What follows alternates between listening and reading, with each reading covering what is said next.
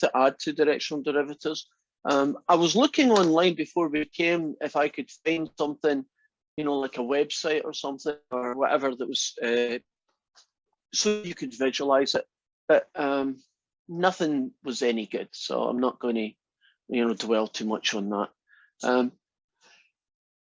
So directional derivatives. Let's do an example of two of the one of the type that we know, and then I'll expand on to some new situations. So let's suppose that we have a three-dimensional surface.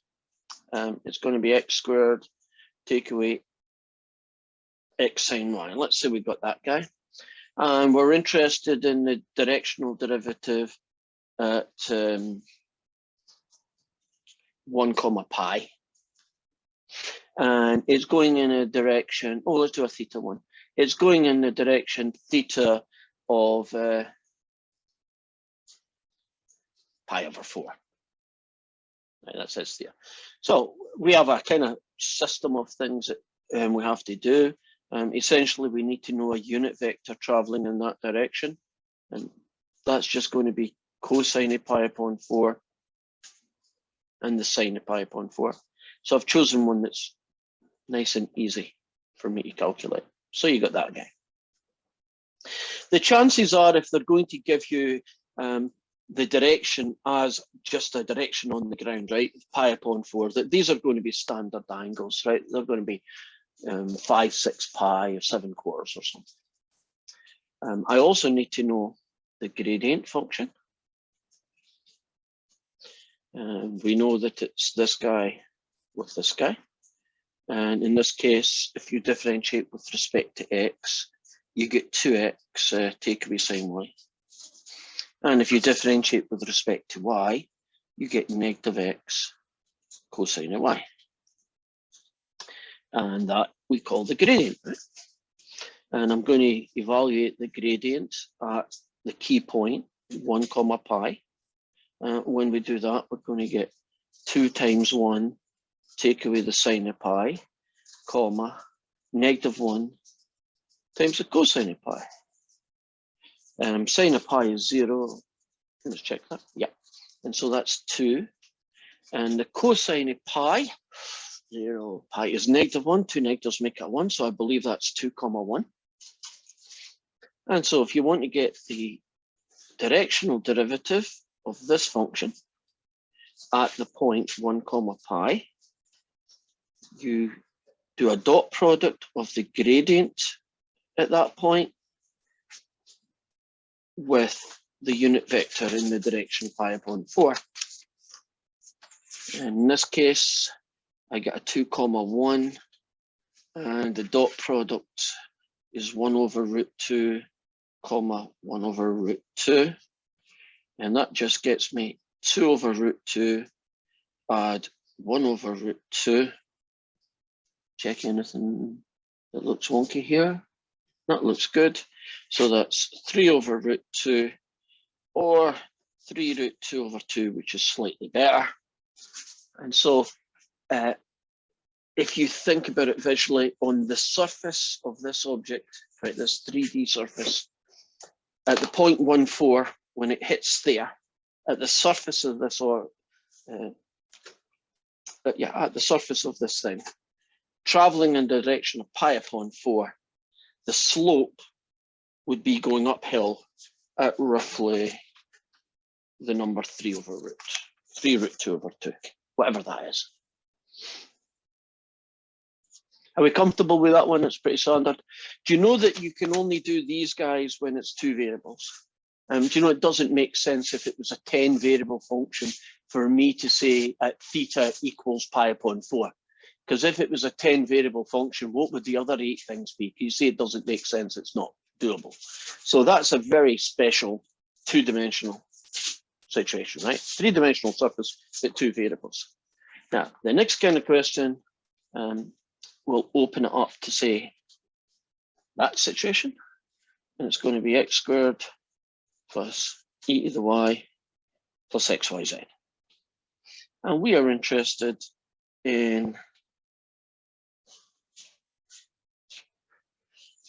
the directional derivative of this surface at the point 1, 0, 2, going in the direction 1, 3, 2. Now, when you move beyond 2 variables, which becomes 3-dimensional surfaces, you no longer can draw the thing. In fact, you shouldn't really think of this directional derivative as being the slope of anything. Think of it more as the increase, right, or decrease for that matter, of this function if you traveled in that direction. So it's a rate of change issue. It's an increase or decrease of this guy here. In these questions, the first thing you do is you get the unit vector. And so I find the magnitude of this one, and I believe it's the square root of 14. And so the unit vector ends up being 1 over root 14, 3 over root 14, and 2 over root 14. And I don't bother tidying that up right now because that'll come out in the end. So that's kind of step 1 done. I'll then find the gradient vector. It's really just an extension. You find the partial derivative with respect to the 3 variables, x, y, and z in this case. With respect to x, I get 2x. With respect to y, I get e to the y plus xz. And with respect to z, I only get xy. And that's my gradient vector. I then get my gradient vector evaluated at 1, 0, 2. So that's going to be 2 times x, so 2 times 1. That's going to be e to the 0 plus 1 times 2. E to the 0 is 1, 1 times 2 is 2, so I believe that's 3. And this guy is xy, which I believe is 0. So we find a unit vector, we find the value of the gradient at the point P. Professor? And question or correction. The partial derivative for x, would it be 2x plus yz? Plus a yz, well caught. Good news is it's still 0, so I got away with it. But you're correct, it should have been that. Thankfully, y times z gets you 0, because 0 times 2 is 0. So dodge the bullet there. Now we can do the directional derivative of this function at the point 1, 0, 2. And it's going to be the dot product of this fella with the unit vector.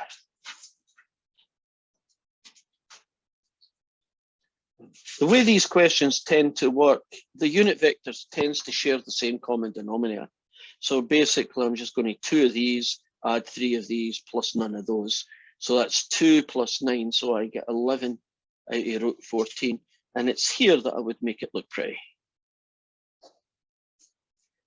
And so the rate of change of that function, so this function is increasing at that amount at this point on its essentially 4th-dimensional surface, at this point on the surface, traveling in that direction. So we're not thinking it as slopes anymore, because once you go beyond 2 variables here, which is a 3-dimensional surface, it really doesn't make sense to talk about slopes. It's better to consider it as the change in the value of the function if you move the x, y, and z's in a certain direction. Right, so if you change them according to whatever that direction is pointing. So far, so good. Right, so what is going to be added? Well, I'm going to add this problem. Suppose I give you a function. I got a question. Yes, tell me.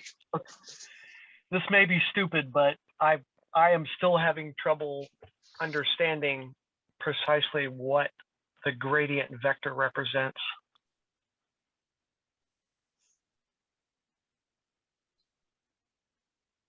It's a really good question. Here's the reason I'm asking it. Yes. When I watch English mathematicians explain slope and slope, they refer to the slope as a gradient. Correct. And it's a derivative, so it's a slope of something, but I can't put my finger on what it is the slope of.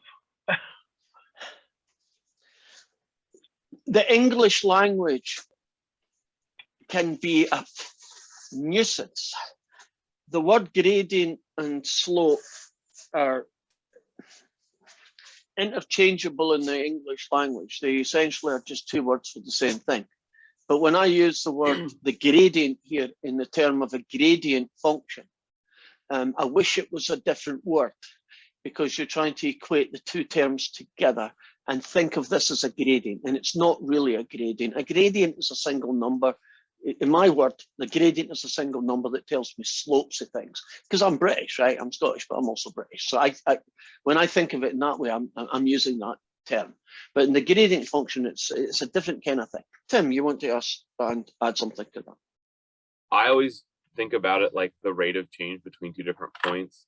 So like, you know, and for me it helps because I've done a lot of stuff with like radios, and so you'll have like a field, an electromagnetic field that comes out and looks like kind of a weird donut, and you can think of the rate of change between the, I mean, in this case, electromagnetic field from point to point and how that changes. That's how I think of gradients, and it seems to work out okay. Okay, I don't know if that helps you. That this to me is much. This to me is a mathematical thing. This is basically a vector that describes the rate of change of x, y, and z of this particular function in terms of a vector, because you're not just changing the x or the y or the z. In fact, you're changing all three things. Whenever you are on the surface and you move to a new point, aren't all three x, y, and z also changing? Right, everything's changing at once.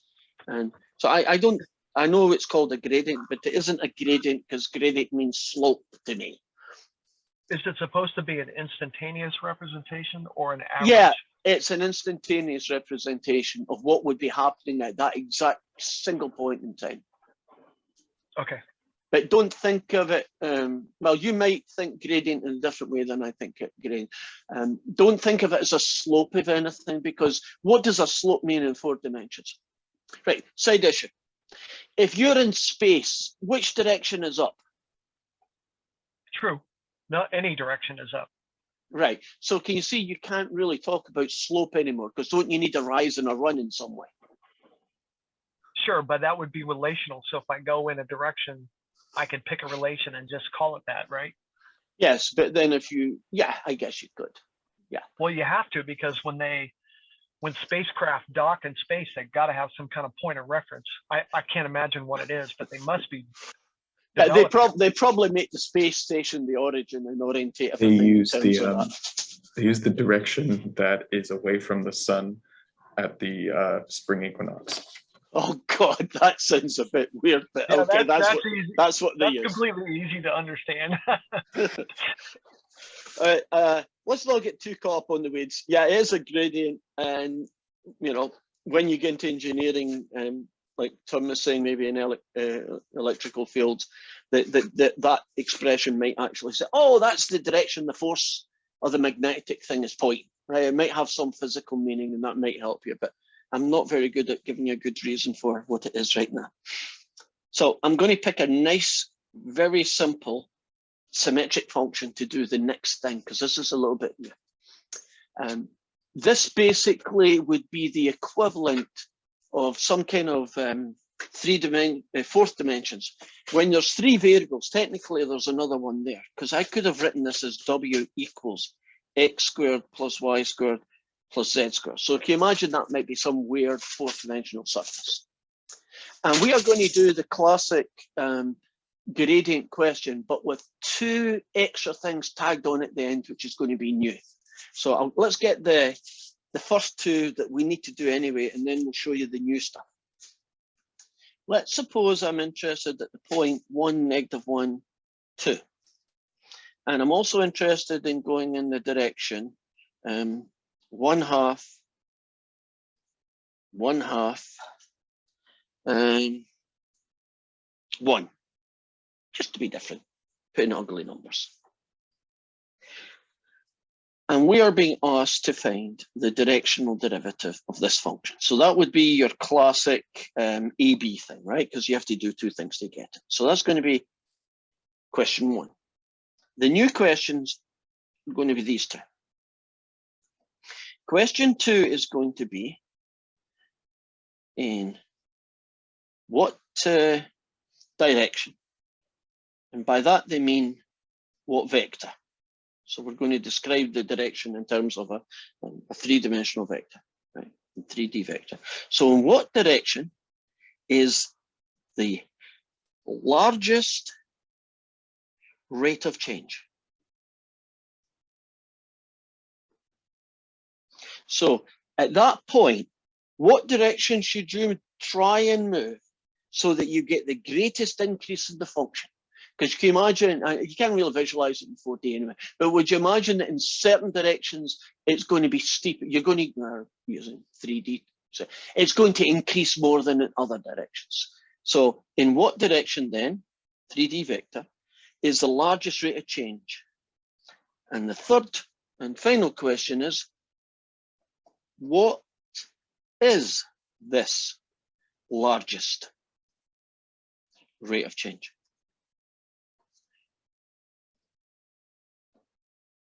So those are two new guys, right? We haven't talked about how do you find out if you're on the surface of an object, if it's 3D, or if you're on the surface of a 4, 5, or 25 dimensional object, in what direction would you travel?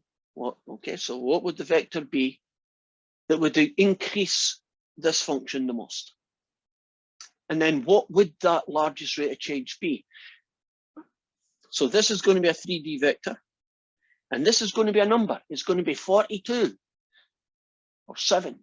And we don't care if it's a negative or a positive. I don't care if the rate of change is plus 52 or negative 52. It still counts as 52, right? We don't give any semblance to that. So let's put that over here and start with that guy. I've got my direction vector, which is 1/2, 1/2, 1. I'm already regretting I did pick ugly ones, but you know, we have to see it in every context. That's going to be 1/4 plus 1/4 plus 1, which is the square root of 3/2. Okay, I'll live with it.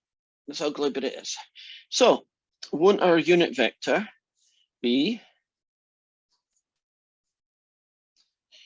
1/2 over square root of 3/2, 1/2 over the square root of 3/2, and 1 over the square root of 3/2. I'm going to make no attempt to make that look pretty because it doesn't need to right now.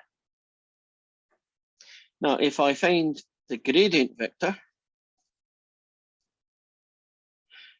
it's going to be 2x, 2y, 2z. And the gradient vector at the point 1/2, 1/2, 1 ends up being 2 times 1/2, 2 times 1/2, and 2 times 1. So that's nice numbers, right? I thought the point we defined was 1, -1, 2. Oh, thank you. 1, -1, 2. So it's that guy. And start again at 1, -1, 2. You get 2, -2, 4. Finally got the guy. So our directional derivative, I'm so busy thinking of the next stage that I'm not focusing on what's in front of me, which is definitely not a good idea. It's that guy, dot product with that guy. So it's 2, -2, 4. Dot product, this ugly mess, followed by the same ugly mess, followed by that ugly mess. Where did the -1 come from? The -1 from here. The point was 1, -1, 2. Right, so I see. Okay. and the same thing is for that. So when I put these together, that times that gives me 1 over ugly guy. That times that gives me take away 1 over ugly guy. And that times that gets me 4 over the ugly guy. So my directional derivative at the point 1, -1, 2 is 4 over the square root of 3/2. Now, I'd like to say I'm going to leave it like that, but I am definitely not going to leave it like that. I'm going to call that the square root of 3 over the square root of 2. If you think about what that gets me, it gets me that guy, right, multiplied by the reciprocal. If I then multiply the top and bottom by √3, I get that. So, okay, the answer was doable, but it was ugly. So far, so good, right? That's pretty standard. We did them yesterday. Ugly numbers, but you know, I guess now that I've seen it, I'm glad I did do it. So that is finished. We know the answer. It's 4 square root of 6, 3. But of course, couldn't I have chosen a different direction, and wouldn't that be a different number? Every time I choose a direction to move in this 4th-dimensional world, doesn't the value of the function change, right? Which is essentially the rate of change of the function, right? How it increases or decreases. So I need to know in what direction, right? Which vector would give me the largest directional derivative. So far.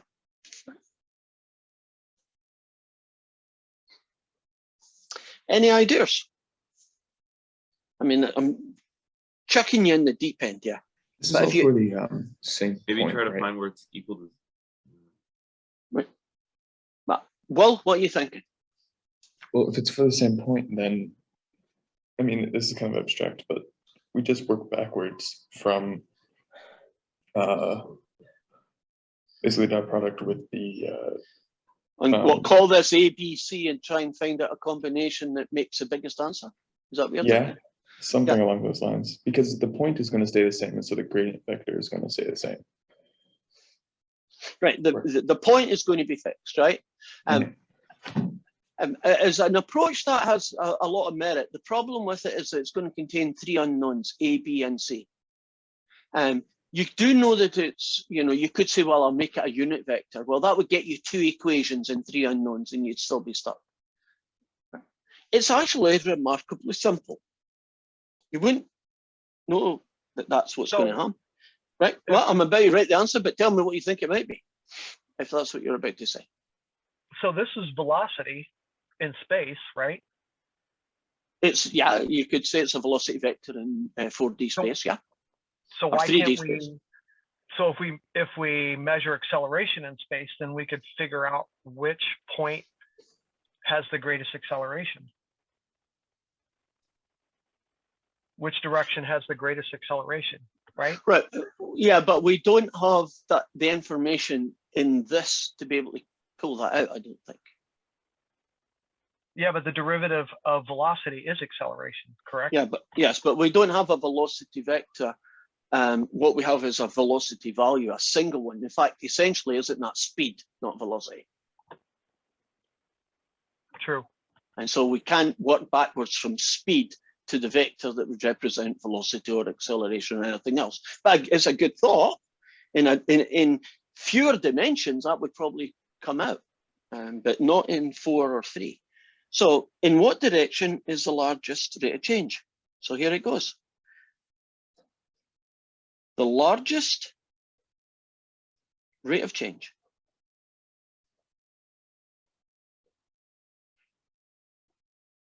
will be at the gradient, right, evaluated at that point.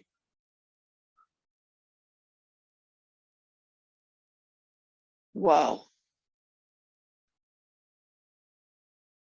So if you do the gradient function, which in my case, the gradient function was, what was it, 2x, 2y, 2z. The largest rate of change, we actually knew the answer. It was that guy.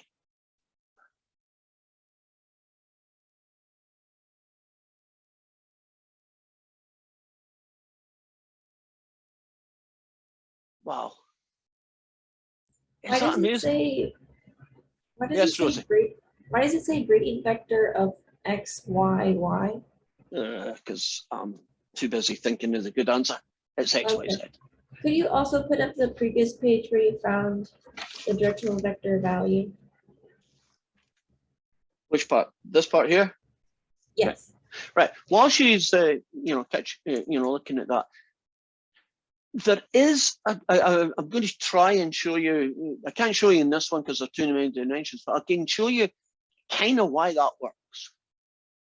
And it might give you some insight to what the gradient vector is like.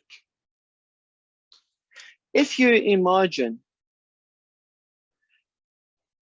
you know those contour line things? Right. So this would be usable in a 3D surface, which would be, f of x, y situation, right? Now, can you imagine that the point P happens to be here? The direction that you should go to get the maximum rate of change is at right angles to the contour curve at that point.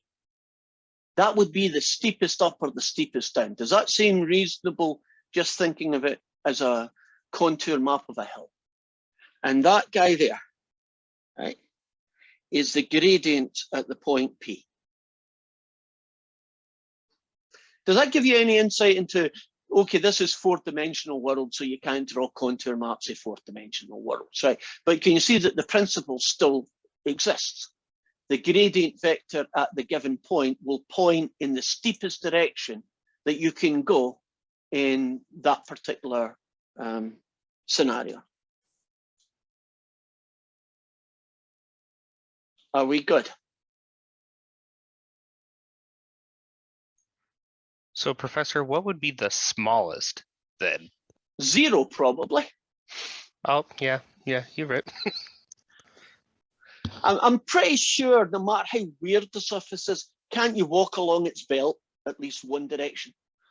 So you're not changing your height at all. Would you agree that somewhere on the surface there should be a direction that is kind of, you're not going up or down, you're just going around.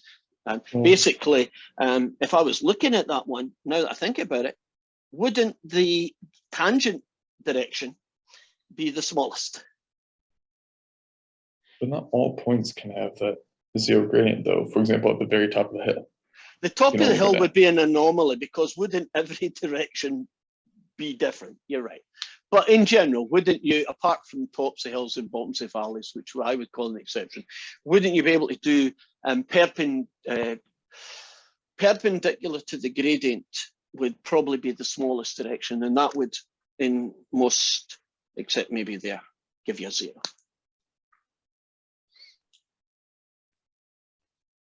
Are we good with that?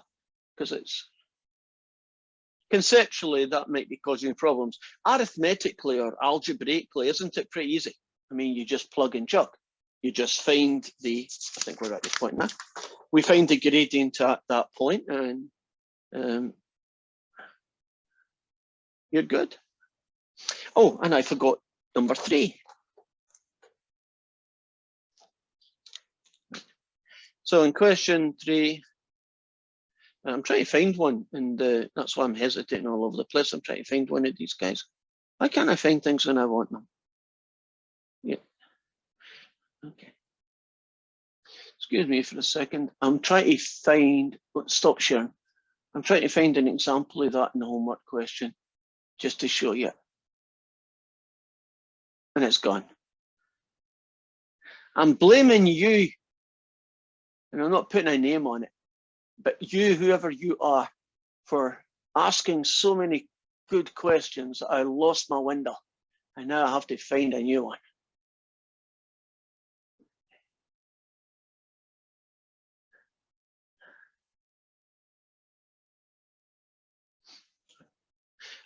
Those questions I'm talking about,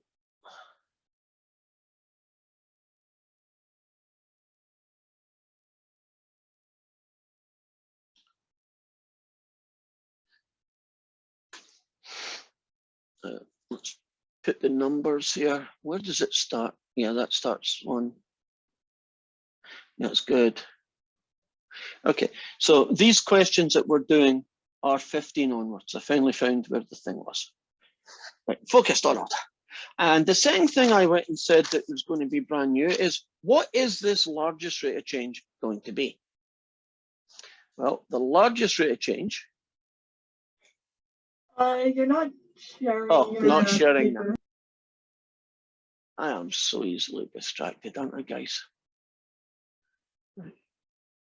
I got the thing and then I lost the thing. Okay. What is the largest rate of change then? It's just the magnitude of that now. And so it's what, 4 plus 4 plus 16. That's the square root of 24, which is 2 root 6.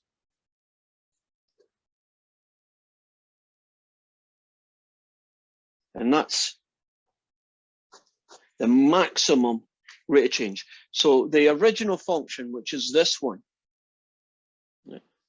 if you were on the point 1, -1, 2, so if you imagine in 4 dimensions, a little dot, and you were saying, okay, what direction should I go to have the largest rate of change? You should travel in that direction.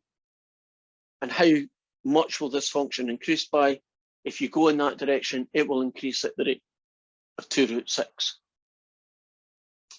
So I guess that would be the equivalent of speed in 4 dimensions. I have no idea what speed in 4 dimensions looks like or even is, but I guess that's the equivalent of it. And this would be the velocity in 4 dimensions. It's a 4th dimensional vector, I guess, so maybe it's not a velocity so much as a direction. Are we good with that question? That basically, if you want to find the maximum rate of change, it's the value of the gradient at the point P. And if you want to know what is that maximum rate of change, it's the magnitude of this vector. Right, so now I've got my thing set up. Let's see if I can find one to do. I'm not picking that one, it's ugly.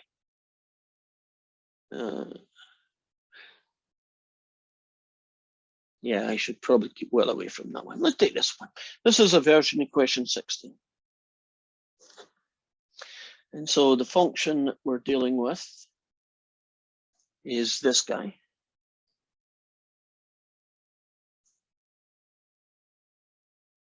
We're interested in the point 5, 6, 6. And the direction, at least for part A, is this vector. Oh, they've actually given you in the form of I plus j take away k. Right, that's the ijk notation. This is a vector component. I almost always do things in this, even if the question starts off like that. If you know me, I don't like this notation. I make too many mistakes with it. So if you're wondering why it's not quite that when you go and look, it's the equivalent. So here is V. Its magnitude is square root of 3. And so the unit vector that we're going to use, pretty straightforward one, is that.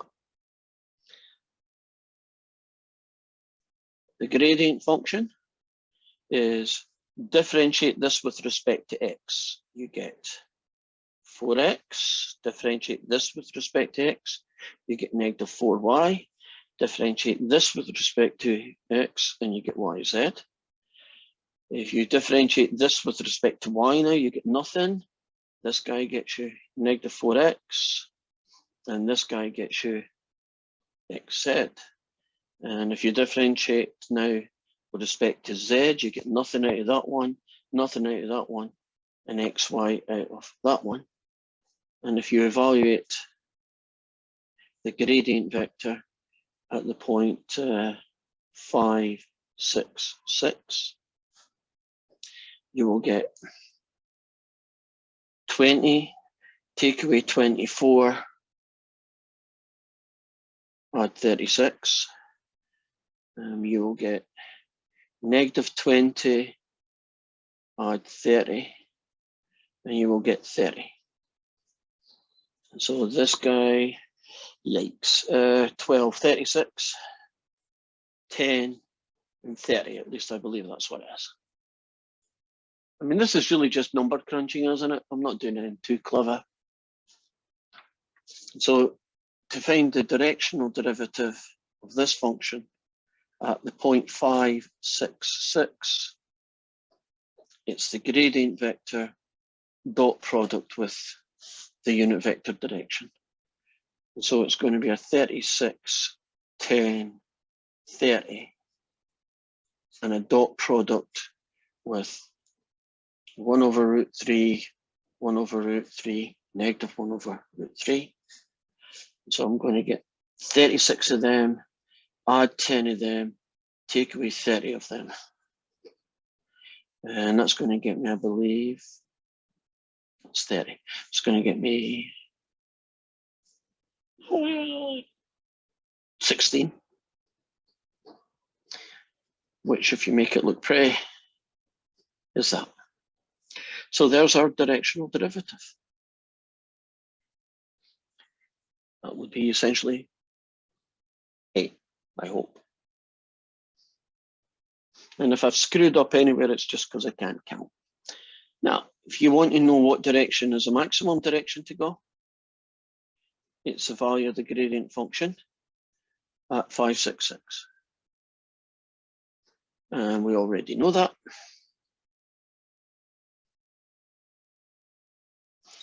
And if you want to know what this maximum value is, it's the magnitude of that vector. And that's going to be some ugly answer that I'll let you figure out. So we can get directional derivatives. We've done enough of them, I think, to be good at. And we can also now find the direction that you should go. Now, a little side issue, it's not a big one. The answer to question B is, what direction do you need to go to get the greatest rate of change? And the answer is that guy. Or also that guy. Would you agree that both of those are the same direction? They're just longer. One's longer than the other. I don't see any reason to do that one, but I mean, I'm pretty sure that WebAssign will accept it. Of course, if you're talking about what magnitude is it, don't you have to use this fella? It's the magnitude of this one. Don't use the vector that's in the same direction, but shorten it would be my advice. Are we good? Any questions about what we've covered so far?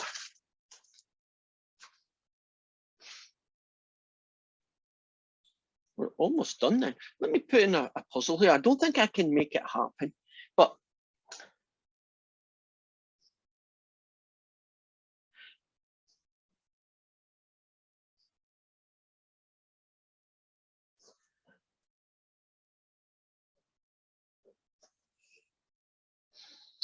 is it possible for a directional derivative, right? A gradient, I should say, not a directional derivative. Is it possible for a directional derivative at a given point to be 0, 0, 0? Can you imagine a function that you find its partial derivatives?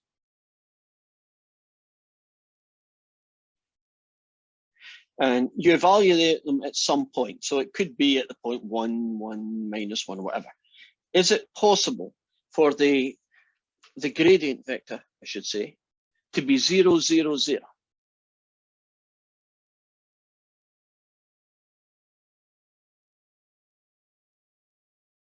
What do you think? Even if you're not sure, what do you think?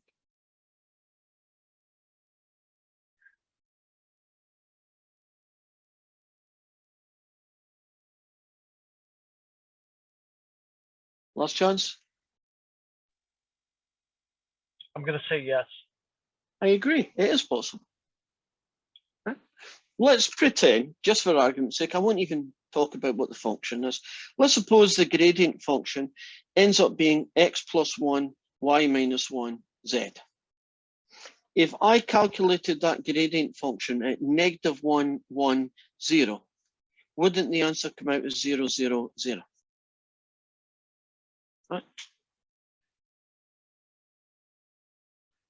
Now, if we were talking about f of x, y, wouldn't that be the equivalent of being at the top of a hill, for instance? Because at that point there, wouldn't you essentially be zero derivatives in all the x's and y's? So if your gradient vector is 0, 0, 0 at a given point, isn't that the equivalent to a local maximum or a local minimum in the usual 3D, 2D world? So do you see how you can use that concept in dimensions beyond the ones that we can see or imagine? If the gradient vector at a given point is 0, 0, 0, doesn't that mean that in some sense we're at the top of the hill or a bottom of a valley? We're at a place where everything else is going to be lower than it or everything else is going to be higher than it is a very good chance of being true. Of course, it could be a saddle point, which means that it's going up or going down depending on the direction you travel. Yes, couldn't you also be at the center of the mass if it's in 3 dimension? If it's 3-dimensional. Yeah. Yeah, you could think of that as the centroid of the object or something like that. It's possible. What about if you got a directional derivative? No, wrong one. And you calculated the directional derivative. I'm just making up numbers. And the directional derivative ended up being the number 0.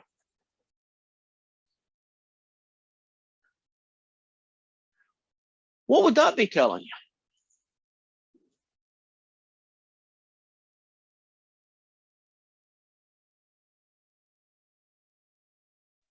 So I know this is weird, but it could mean that